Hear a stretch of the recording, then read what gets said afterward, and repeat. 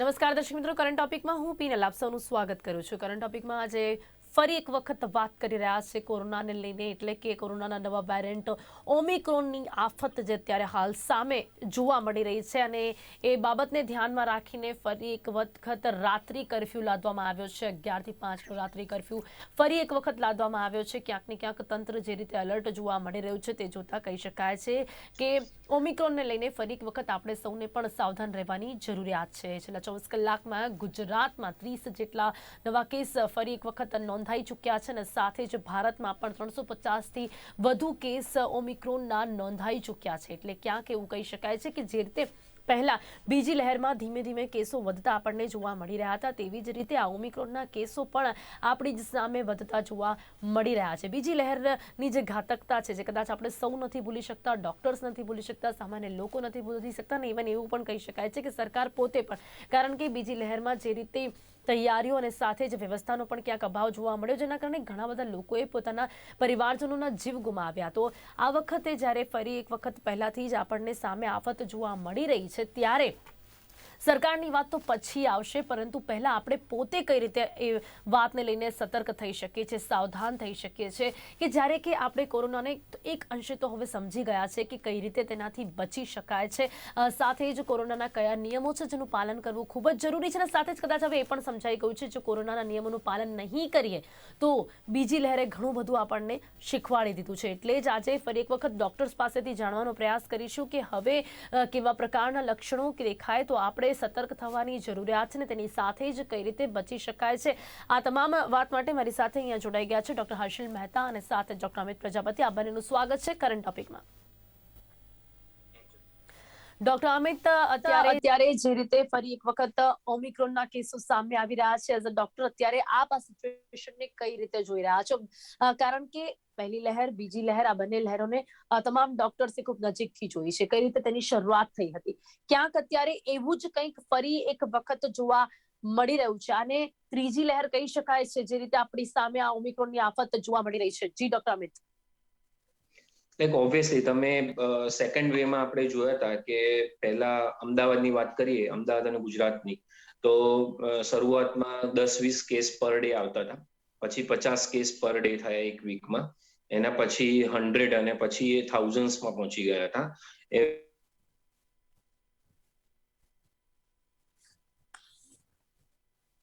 Hello, તો doctor અમિતના કદાચ internet કનેક્શનમાં કોઈ પ્રોબ્લેમ છે। ડોક્ટર હર્ષિલ, આપની સાથે વાત કરવા માંગીશ કે અત્યારે આપ કઈ રીતે જોઈ રહ્યા છો આ ત્રીજી લહેર, કદાચ કહી શકાય છે? કહી શકાય જેમ ડોક્ટર અમિત કહી રહ્યા છે। જી જી જી ડોક્ટર હર્ષિલ, એક મિનિટ। હા જી ડોક્ટર અમિત। એટલે હજી થર્ડ વેવ માટે કહેવું અઘરું છે, પણ જે રીતની યુકે અને યુએસએ માં કન્ડિશન છે, યુકેમાં અત્યારે 1 લાખ કેસીસ આવી રહ્યા છે, એ પ્રમાણે ઓબ્વિયસલી કે આપણે હવે તકેદારીઓ લેવાની ચાલુ કરી દેવી જોઈએ, કે જે વચ્ચેના પિરિયડમાં થોડા રિલેક્સ થઈ ગયા હતા બધા લોકો, તો એ પ્રમાણેની જે તકેદારીઓ, જે તૈયારીઓ છે, એ પાછી આપણે લઈ લેવી જોઈએ। જી ડોક્ટર અમિત, આપના ત્યાં જો ઇન્ટરનેટ કનેક્શનમાં કોઈ પ્રોબ્લેમ હોય તો પ્લીઝ આપ ચેક કરી લેજો, અને ત્યાં સુધી હું ડોક્ટર હર્ષિલ સાથે વાત કરી રહી છું। જી ડોક્ટર હર્ષિલ, અત્યારે જે રીતે બીજા અન્ય દેશોમાં જે કેસો સામે આવી રહ્યા છે, આપણે પહેલી લહેર અને બીજી લહેરમાં પણ કંઈક એવું જોયું હતું ને, ત્યારે આપણે જો આવા કોઈ વેરિયન્ટનો સામનો કરતા હોઈએ ત્યારે બીજા દેશોમાં તેના સિમ્ટમ્સ અને સાથે તેની વાતોની તેની જે તૈયારી હોય તેને લઈને આપણા દેશમાં પણ તૈયારીઓ કરવામાં આવતી હોય છે। અત્યારે આપ આ સિચ્યુએશનને કેવી રીતે જોઈ રહ્યા છો? સાચી વાત છે, જે તૈયારીઓ થઈ રહી છે અને સરકારે જે રિસ્ટ્રિક્શન્સ લાગુ કરી દીધા છે, જેમ કે નાઇટ કર્ફ્યુ છે, એ 11 વાગ્યાથી શરૂ થઈ ગયો છે, અને ક્રિસમસ અને ન્યૂ યરને જોતા જે ગેધરિંગ થવાનું છે, કે જે એક્સપેક્ટેડ છે કે લોકો ભેગા થઈને સેલિબ્રેટ કરે, એ ન કરે એના માટે પણ સરકારે જે કાયદા કાનૂનો અને રિસ્ટ્રિક્શન્સ લાગુ કર્યા છે, એ આવરદા લાયક છે અને કરવા જ જોઈએ। કારણ કે કોવિડના સેકન્ડ વેવમાં આપણે જોયું કે ફેબ્રુઆરી મહિનાથી સ્ટાર્ટ થયા હતા અને એપ્રિલ મે માં પીક આવ્યો હતો, એટલે 2 મંથ્સ લાગે છે કે જે પીક આવતા। હવે આપણે જોઈએ કે ડિસેમ્બર મહિનાથી કેસીસ શરૂ થયા છે, અને આઈઆઈટી કાનપુરનો એક ડેટા, એક આર્ટિકલ પબ્લિશ થયો છે, જે કહે છે કે ફેબ્રુઆરીના ફર્સ્ટ વીકમાં કદાચ ભારતમાં પીક જોવા મળી શકે। તો એ 2 મંથ્સનો જે ટાઈમ લે છે પીક આવતા, એ આપણે એક્સપેક્ટ કરી શકીએ કે જો આવી રીતે કેસીસ વધવાના ચાલુ રહે તો કદાચ ફેબ્રુઆરીમાં પીક આવી શકે। પણ એ ન આવે એના માટે સરકારે અને આપણે પોતે પણ જે રિસ્ટ્રિક્શન્સ અને જે લિમિટેશન્સ રાખવાના સોશિયલ ગેધરિંગ માટેના એ આપણે અત્યારથી ચાલુ કરી દેવા જોઈએ. દિવાળી ગઈ, નવરાત્રી ગઈ, જેમાં આપણે સારી રીતે સેલિબ્રેટ કર્યું, પરંતુ હવે જે પ્રમાણે કેસીસ વધ્યા છે અને ઓમિક્રોન જે નવો વેરિયન્ટ છે અને જેની ઇન્ફેક્ટિવિટી વધારે છે, તો એને જોતા આપણે હવે 2 મહિના સાવચેતીપૂર્વક રાખવાની જરૂર છે. અને જો સાવચેતીપૂર્વક આપણે જીવીએ તો કદાચ આપણે થર્ડ વેવને ટાળી પણ શકીએ. એટલે એ આપણા હાથમાં છે કે આપણે થર્ડ વેવને કઈ રીતે ટાળી શકીએ છીએ. જી ચોક્કસથી. ડોક્ટર અમિત, આપને શું લાગે છે કે જે વાત કરી ડોક્ટર હર્ષિલે, જે પ્રકારે અત્યારે નિષ્ણાતોનું માનવું છે કે ફેબ્રુઆરીમાં ભારતમાં પીકમાં આવી શકે છે ઓમિક્રોન, આપને લાગે છે કે અત્યારની સિચ્યુએશન જોતા ગુજરાતમાં 30 કેસ, ભારતમાં 350 થી વધુ કેસ જોવા મળી રહ્યા છે, તો આપને લાગે છે કે ક્યાંક ફેબ્રુઆરીના ફર્સ્ટ વીકમાં વધુ કેસો નોંધાઈ શકે છે? ઓબ્વિયસલી કે જે રીતના કેસ વધી રહ્યા છે કે 5, 10, 30 પર ડે જે થવા માંડ્યા છે, એ પ્રમાણે કેસ વધવાની શક્યતાઓ છે. બીજું કે ઓમિક્રોનમાં જોયું છે કે જે સાઉથ આફ્રિકામાં બી જોવા મળ્યું છે કે એની ઇન્ફેક્ટિવિટી વધારે છે, એટલે સ્પ્રેડિંગ કેપેસિટી, કોમ્યુનિકેબિલિટી વધારે છે. ભલે એમાં મોર્ટાલિટી અને સિરિયસનેસના કેસીસ ઓછા છે, પણ ઇન્ફેક્ટિવિટી વધારે છે, એટલે ફાસ્ટ સ્પ્રેડ થવાની શક્યતા છે. તો એ જોતા ફેબ્રુઆરી યા માર્ચ સુધીમાં આ કેસ વધવાની શક્યતા છે. જો આપણે અત્યારે થોડી તકેદારીઓ વધારી દઈએ તો એ શક્યતા ઓછી કરી શકાય એમ છે. પણ એ ટાઈમ જ કહી શકશે કે કેટલા કેસ વધશે, કેટલું ઘટશે. જી ચોક્કસથી. પરંતુ તેની સાથે જ અત્યારે જો વાત કરવામાં આવે, જે સિમ્ટમ્સ છે ઓમિક્રોનના સિમ્ટમ્સની જો વાત કરવામાં આવે તો, કારણ કે કોરોનાની 2 લહેર આપણે જોઈ ચૂક્યા છે અને વેરિયન્ટ્સ પણ આપણે ઘણા જોયા છે. હવે વાત છે ઓમિક્રોનની, તો આમાં સિમ્ટમ્સમાં શું અલગ જોવા મળી રહ્યું છે? કયા સિમ્ટમ્સ લોકોને લાગે તો લોકોએ તરત એલર્ટ થવાની જરૂરિયાત છે? જો કે પહેલેથી જે રીતે જોતા આવ્યા છે કે શરદી, ઉધરસ, તાવ આ કોમન બની ગયું છે, પરંતુ છતાં પણ કારણ કે અત્યારે સિઝન પણ એવી ચાલી રહી છે, જનરલી પણ લોકોમાં શરદી, ઉધરસ તો જોવા મળી જ રહ્યું છે, ત્યારે કેવી રીતે એલર્ટ રહેવાની જરૂરિયાત છે? લાઈક ઓમિક્રોનમાં જોયું કે મેં અત્યારે જેટલા કેસ જોયા છે એમાં ફટિગેબિલિટી, વીકનેસ વધારે છે. જે બધા જે જૂના જે સેકન્ડ વેવમાં પેશન્ટ હતા એમાં શરદી, ઉધરસ, તાવ અને એના પછી આગળ તબિયત વધારે બગડે તો શ્વાસમાં તકલીફ પડે ને હાઇપોક્સિયા થતું હતું. પણ અત્યારે જે ઇનિશિયલ સ્ટેજમાં કેસીસ આવી રહ્યા છે એમાં માઇલ્ડ સિમ્ટમ્સ વધારે છે, જેમ કે થાક વધારે લાગે છે, વીકનેસ વધારે છે, એની સાથે તાવ, શરદી અને ઉધરસ આ વસ્તુ એડેડ છે. પણ વીકનેસ અત્યારે જે પેશન્ટ આવી રહ્યા છે એમાં વધારે જોવા મળી રહી છે. ઓકે, એટલે શરૂઆતી સિમ્ટમ્સ વીકનેસ એવું કહી શકાય છે અત્યારે, doctor Amit? Yes, yes, yes. જી જી જી. ડોક્ટર હર્ષિલ, સિમ્ટમ્સ માટે આપનું પણ શું માનવું છે? આપણે પહેલા જે પ્રકારે જોયું શરદી, ઉધરસ, તાવ અને ક્યાંક ટેસ્ટ જવું અને તેની સાથે સ્મેલ છે, આ એક મહત્વના સિમ્ટમ્સ માનવામાં આવી રહ્યા હતા. અત્યારે ઓમિક્રોનમાં એવી કોઈ પર્ટિક્યુલર એવું કોઈ આપણે કોઈ સિમ્ટમ્સ નોટ કરી શકીએ છીએ કે ક્યાં? સિમ્ટમ્સ તો મોટાભાગના એ જ છે, કારણ કે વાયરસ જે છે એ અપર રેસ્પિરેટરી ટ્રેક ઇન્ફેક્શન, એટલે આપણા શ્વાસ નળીના ઉપરના ભાગમાં ઇન્ફેક્શન કરે છે. અને ઇન્ફેક્શન કરે ત્યારે સિમ્ટમ્સ મોટાભાગના સેમ જ આવે: શરદી, ખાંસી, તાવ, થોડું ક્યારેક શ્વાસ ચડે, અને ડોક્ટર અમિતે કહ્યું એ પ્રમાણે ફટિગેબિલિટી એટલે થાક લાગવો, અને જોડે જોડે સ્મેલ જવી અને ટેસ્ટ જવો. સિમ્ટમ્સ મોટાભાગના સેમ છે.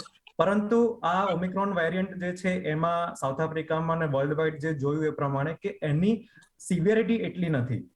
પરંતુ સિવિયરિટી નથી એનો મતલબ એ નથી કે એ વાયરસ એટલો ખતરનાક નથી. અત્યાર સુધી ડેટા આપણી પાસે લિમિટેડ છે. દુનિયામાં અમુક જ કહી શકાય કે અમુક હજાર, અમુક લાખ કેસ જ આવ્યા છે કે જેમાં આપણે સિમ્ટમ્સ જોવા મળ્યા છે. તો સિમ્ટમ્સ ઓછા છે પણ ઇન્ફેક્ટિવિટી વધારે છે. અને આજે પણ છાપામાં પણ આવ્યું છે કે 1/3 કેસીસમાં જ સિમ્ટમ્સ જોવા મળે છે, બાકીનામાં સિમ્ટમ્સ પણ જોવા નથી મળતા. એટલે એવું નથી કે જે સિમ્ટમ્સ સાથે પેશન્ટ આવે છે એને જ ઓમિક્રોન કે એને જ કોરોના આપણે સસ્પેક્ટ કરવું જોઈએ. જે પેશન્ટ્સમાં સિમ્ટમ્સ નથી એને પણ કોવિડ હોઈ શકે છે, જે એટલે સુપર સ્પ્રેડર ડોક્ટર બની શકે હર્ષિલ, છે. જેવું આપણને બીજી લહેરમાં અસિમ્પ્ટોમેટિક પેશન્ટ જોવા મળ્યા હતા, એવી રીતે ઓમિક્રોનમાં પણ અસિમ્પ્ટોમેટિક પેશન્ટ જોવા મળી રહ્યા છે. 100% જોવા મળી જ રહ્યા છે.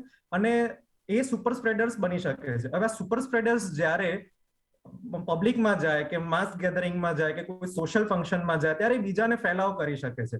હવે જેને સિમ્ટમ્સ જોવા નથી મળ્યા, કદાચ એની ઇમ્યુનિટી સારી હશે, એ યંગ પેશન્ટ હશે, વેક્સિન લઈ લીધી હશે, જેના કારણે સિમ્ટમ્સ જોવા નથી મળી રહ્યા, પણ એ જે બીજા વ્યક્તિને ફેલાવે છે કદાચ એ વ્યક્તિને કોઈ બીજી બીમારી પણ હોય, મોટી ઉંમરના હોય, વેક્સિન કદાચ લેવાની બાકી હોય, તો એના માટે એ ખતરનાક સાબિત થઈ શકે છે.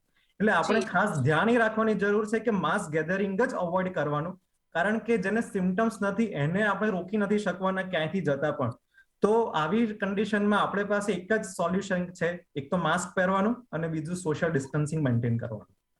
ક્યાંક આ જ તકલીફ આપણને બીજી લહેરમાં પણ પડી હતી ડોક્ટર અમિત, જે લોકો નોન સિમ્ટોમેટિક હતા, અસિમ્ટોમેટિક હતા, એ લોકોના લીધે કદાચ એ લોકોનું નિદાનમાં ન સામે આવે એટલા જ માટે વધારે સ્પ્રેડ થયેલું. એટલે અત્યારે ઓમિક્રોનમાં પણ આવા જ પેશન્ટ જોવા મળી રહ્યા છે, કેટલું ચિંતાજનક કહી શકાય છે. અને સાથે જ એવા પેશન્ટમાં નિદાન પણ ન કરી શકાય એવું કહી શકાય છે. અને પહેલાના સમયમાં તો કદાચ ટેસ્ટિંગ ચાલી રહ્યું હતું, બૂથ ચાલુ હતા, લોકો જઈને પણ કરાવી રહેતા. હવે સિમ્ટમ્સ જ નથી એટલે લોકો ટેસ્ટ પણ ના કરાવે, ટેસ્ટ ના કરાવે એટલે લોકો બહાર પણ નીકળે, અને એવા લોકો ઓળખાય બી નહીં એટલે આ વધારે સ્પ્રેડ થઈ શકે છે. ઓબ્વિયસલી જે એસિમ્પ્ટોમેટિક પેશન્ટ છે એ લોકો સુપર સ્પ્રેડર થઈ શકે છે. પણ આમાં એક વસ્તુ છે કે જે બી એસિમ્પ્ટોમેટિક પેશન્ટ છે એના ઘરમાં અથવા એના ફેમિલીમાં કોઈને તો એકને તો સિમ્ટમ્સ હશે જ. એવું નહીં હોય કે 5-6 જણની ફેમિલી છે કે એમાંથી બધા જ સિમ્પ્ટોમેટિક હોય, કારણ કે એકને તો સિમ્ટમ્સ હોય તો એ રીતે બી એ જે સિમ્પ્ટોમેટિક પર્સન છે એ ટ્રેક કરી શકે કે એની ફેમિલીમાં કોઈને કોવિડ પોઝિટિવ છે, સિમ્ટમ્સ છે એટલે કોવિડ પોઝિટિવ આવ્યું છે, તો એ પોતે ભલે સિમ્પ્ટોમેટિક છે તો એ પોતે બી જો તકેદારી લે બહાર ગેધરિંગ કરવાની અથવા બધાને પહેલાથી કહે છે કે અમારા ઘરમાં કોઈ કોવિડ પોઝિટિવ છે, તો એ આપણે એ વસ્તુ બી એવોઇડ કરી શકીએ છીએ.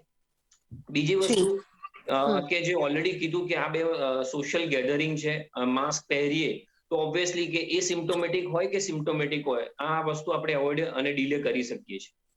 જી ડોક્ટર હર્ષિલ, હવે અહીંયા અત્યારના સમયમાં અત્યારે આ ઓમિક્રોનની આફત કદાચ થોડી દૂરથી આપણને જોવા મળી રહી છે.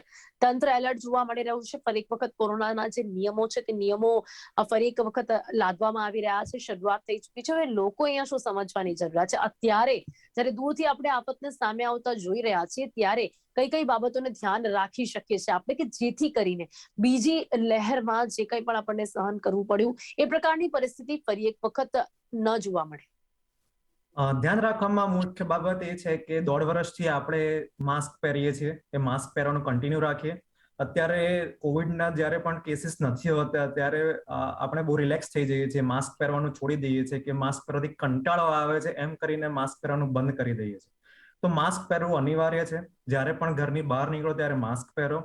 સોશિયલ ગેધરિંગ કરો તો એકદમ લિમિટેડ વ્યક્તિઓમાં કરો કે જેથી કરીને એકબીજાનું ઇન્ફેક્શન બીજાને લાગવાના ચાન્સીસ ઓછા રહે.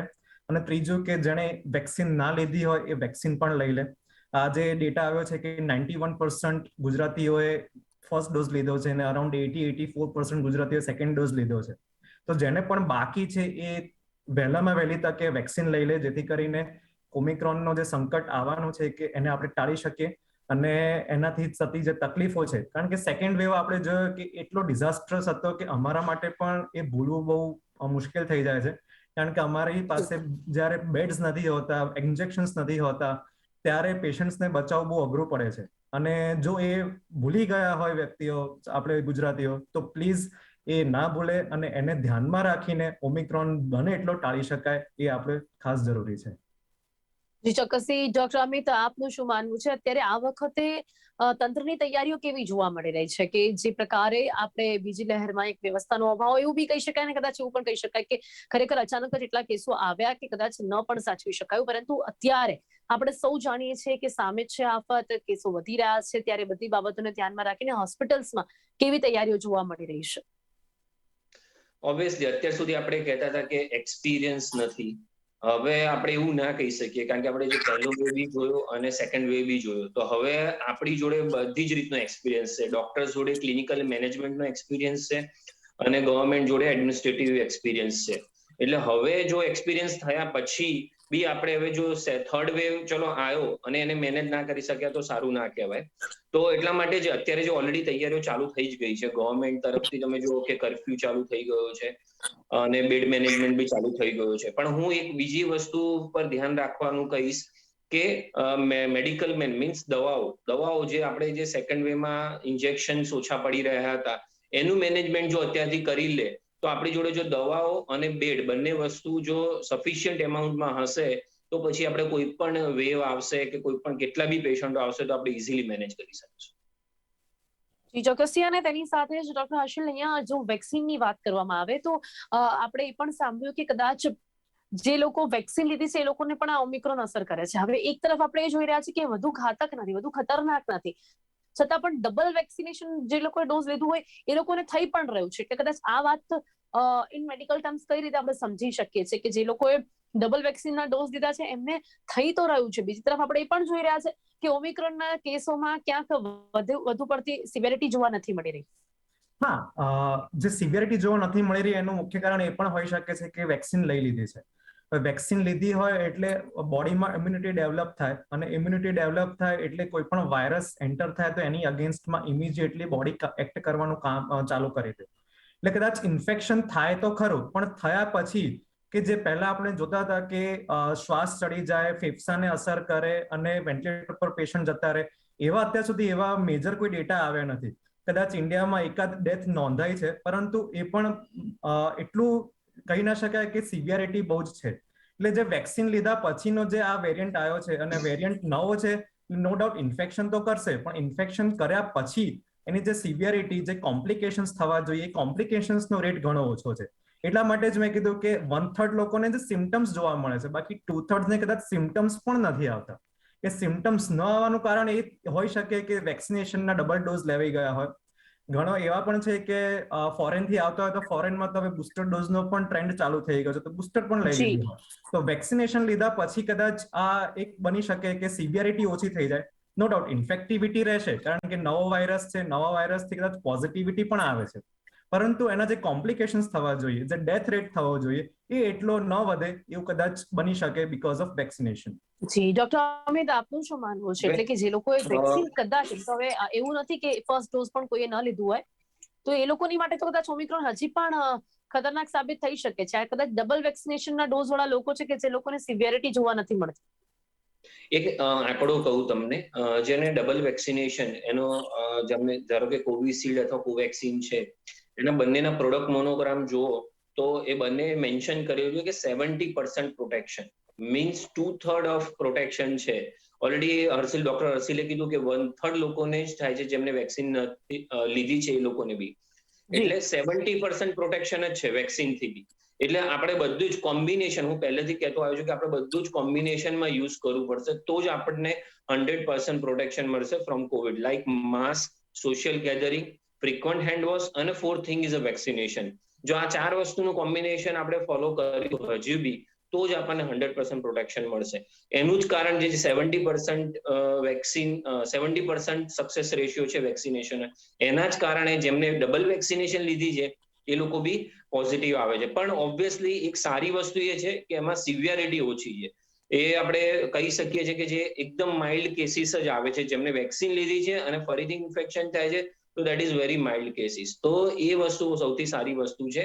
એટલે vaccination is important right now. Doctor Amit, booster dose વિશે આપનું શું માનવું છે? બીજા દેશોમાં જે બુસ્ટર ડોઝનો ટ્રેન્ડ પણ ચાલી રહ્યો છે, આપણા ત્યાં બુસ્ટર ડોઝની જરૂરિયાત પડી શકે છે?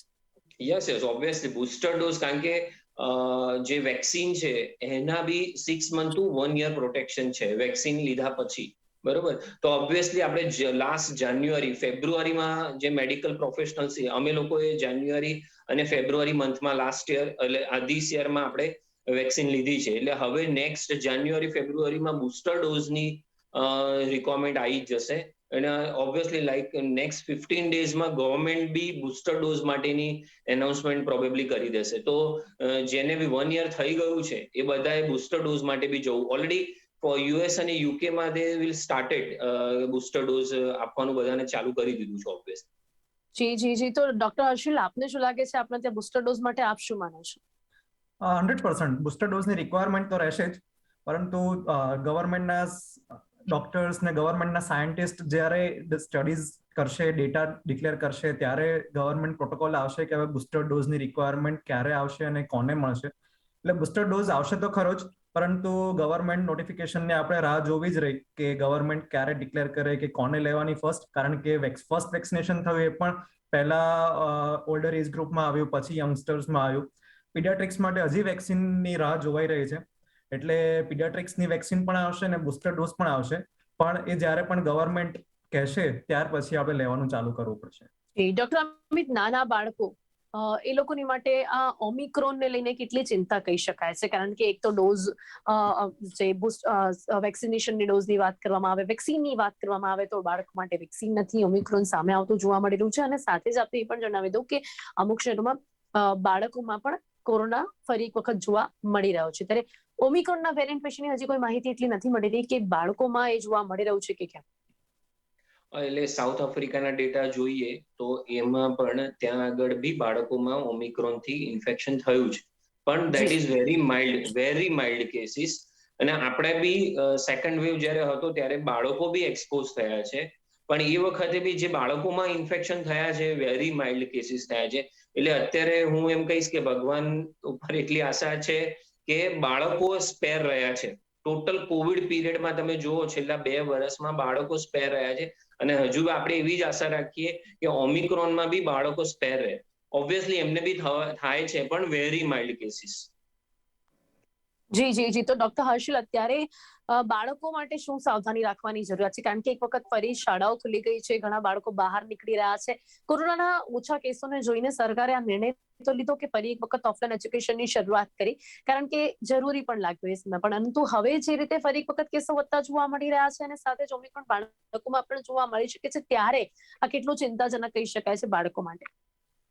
બાળકો માટે ઇન્ફેક્શન લાગવાના ચાન્સીસ વધારે હોય છે, કારણ આ વખતે જે ડેટા આવ્યો છે એમાં બાળકોને પણ ઇન્ફેક્શન લાગ્યા છે. પરંતુ ડોક્ટર અમિતે કહ્યું એ પ્રમાણે કે સારી વાત એ છે કે કોમ્પ્લિકેશન્સ ઓછા થાય છે. એટલે બાળકોને ઇન્ફેક્શન થાય છે, સિમ્ટમ્સ પણ કદાચ દેખાય છે, પરંતુ કોમ્પ્લિકેશનનો રેટ ઘણો ઓછો છે. એટલે જ્યારે બાળકો સ્કૂલે જતા થયા છે ત્યારે એક ખાસ ધ્યાન રાખવાની બાબત એ છે કે જ્યારે પણ કોઈ બાળકને તાવ, શરદી, ખાંસી કે જ્યારે પણ બાળક નિરાશ થઈને બેસી જતું હોય, કારણ કે બાળક દર વખતે બોલે એવું જરૂરી નથી કે મને આ તકલીફ થઈ રહી છે, પણ એના જ્યારે એક્ટિવિટીઝ ઓછી થઈ જાય, બાળક એક નીરસ થઈને એક બાજુમાં બેસ્યું રહે, ધેટ મીન્સ કે એને કંઈક તકલીફ છે. અને જ્યારે પણ આવા બાળકોને કોઈક તકલીફ જોવા મળે ત્યારે પેરેન્ટ્સે ખાસ ધ્યાન રાખવાની જરૂર છે કે સૌથી પહેલા બાળકોના ડોક્ટરને એકવાર કન્સલ્ટ કરી લે, અને જો બાળકોને આવી કોઈ પણ તકલીફ હોય તો શાળાએ ન મોકલે. જી જી જી. સમય મોકલે હવે થોડો ઓછો છે આપણી પાસે. At the end doctor Amit, treatment of omicron, same treatment doctors પાસેથી મળશે જે અત્યાર સુધી કોરોનામાં આપવામાં આવી છે? જી. Obviously, same treatment will continue for the Omicron also. જે આપણી જોડે દવાઓ છે અને જે ગાઈડલાઇન્સ છે એ જ પ્રમાણે સેમ ટ્રીટમેન્ટ અમે અત્યારે બી કરી રહ્યા છે ને એ જ કરવાની છે અત્યારે. જી, અને અસરકારક પણ છે ડોક્ટર હર્ષિલ? સેમ ટ્રીટમેન્ટ, અત્યારે કોઈ ચેન્જીસ જોવા નથી મળતા અત્યાર સુધી? આ વેરિયન્ટ જે પ્રકારે નવું છે એવું કંઈ કહી ના શકાય ને કે આ ટ્રીટમેન્ટ કામ ન કરે એવું કંઈ નથી? ડોક્ટર્સની પૂરેપૂરી તૈયારીઓ છે? ડોક્ટર્સની પૂરેપૂરી તૈયારીઓ છે અને સેમ ટ્રીટમેન્ટ કન્ટિન્યુ રહેશે, અને એ ટ્રીટમેન્ટ ઇફેક્ટિવ પણ છે, અને નવા વેરિયન્ટ માટે પણ એ ટ્રીટમેન્ટ અત્યારે લાગુ રહેશે. જી, ઓકે. સમય અહીંયા સમાપ્ત થાય છે. ડોક્ટર હર્ષિલ, ડોક્ટર અમિત, આપ અમારી સાથે ચર્ચામાં જોડાયા તે બદલ આપ બંનેનો ખૂબ ખૂબ ધન્યવાદ. Thank you so much. Thank you very much. દર્શક મિત્રો, કરંટ ટોપિકમાં આજે ઓમિક્રોનને લઈને વાત કરી છે. ઓમિક્રોનની આફત જે સામે જોવા મળી રહી છે તે આફત આપણી નજીક ન આવી જાય અને ક્યાંક ફરી એક વખત બીજી લહેરની ઘાતકતામાં જે સહન કરવું પડ્યું એ ન પડવું પડે, તેની માટે કઈ રીતે તૈયારી રાખવાની જરૂરિયાત છે, ફરી એક વખત સાવધાની રાખવાની જરૂરિયાત છે, એલર્ટ થવાની જરૂરિયાત છે. રાત્રિ કર્ફ્યુ લાદી દેવામાં આવ્યો છે, 4 થી 5નો રાત્રિ કર્ફ્યુ, અને ત્યારબાદ હવે તંત્ર પણ એલર્ટ જોવા મળી રહ્યું છે. ત્યારે આપણે સૌએ પણ સાથ સહકાર આપવો જોઈએ. માસ્ક અને સાથે સોશિયલ ડિસ્ટન્સિંગ જેવા તમામ નિયમોનું પાલન કરો અને તેની સાથે જ ભીડમાં જવાનું ટાળો, કારણ કે ફરી એક વખત આ કેસો વધતા જોવા મળી રહ્યા છે. આપણે તેને અટકાવવા માટે સરકારને સાથ સમર્થન આપવાની જરૂરિયાત છે. અત્યારે કરંટ ટોપિકમાં બસ આટલું જ. ફરીથી મળીશું એક નવા વિષય સાથે. ત્યાં સુધી રજા આપશો. નમસ્કાર.